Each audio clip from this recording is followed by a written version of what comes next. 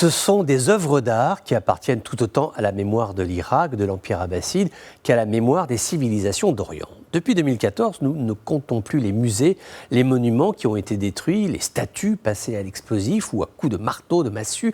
Même si la guerre contre Daesh a été totale, tout n'a pas été saccagé, heureusement. Durant les combats, les forces coalisées ont pu récupérer quelques vestiges, au total 17 000 antiquités que les autorités américaines ont rendues officiellement à l'Irak, des pièces exceptionnelles comme des tablettes d'argile datant de 4500 ans avant Jésus-Christ et qui vont rejoindre des musées, eux aussi portant les stigmates de la guerre, eux aussi qu'il va falloir reconstruire. Pour les œuvres d'imposantes factures telles que la porte historique de Badinan dans le gouvernorat de Dohuk, les travaux de restauration sont colossaux, ça va prendre des années de travail qui seront financés par les fondations, les musées ou des pays comme les États-Unis qui ont décidé d'accorder une enveloppe de 500 000 $ pour restaurer et préserver la dite porte de Badinan. Sur ce type d'œuvre, il est possible d'entamer des travaux, car même très abîmés, des artisans de talent peuvent s'en sortir. Il y a des photos, la mémoire des habitants, on peut restaurer. Par contre, c'est parfois impossible, il faut procéder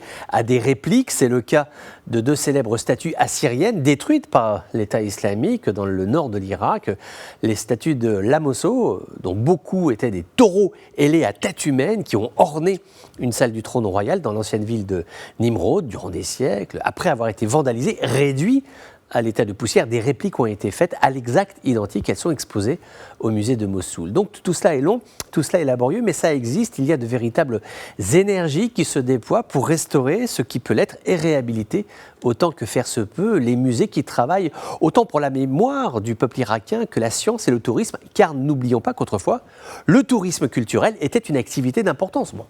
Qui générait des bénéfices sans commune mesure avec les activités pétrolières, mais c'était des rentrées de devises, des emplois, puis le prestige aussi de l'Irak qui fait partie de ces pays qui ont eu une destinée extraordinaire au Proche-Orient. La part de l'ombre de ce dossier, ce sont toutes les œuvres de petit format qui ont été volées par Daesh, puis revendues sur le marché international des œuvres d'art. Elles sont aujourd'hui sous les vitrines de quelques collectionneurs privés, richissimes et peu regardants sur les lieux de provenance. Soyons lucides, espérer les récupérer est quasiment impossible. Ce sont là aussi des victimes de guerre, de ce terrible conflit qui aura détruit tant d'œuvres d'art irakiennes.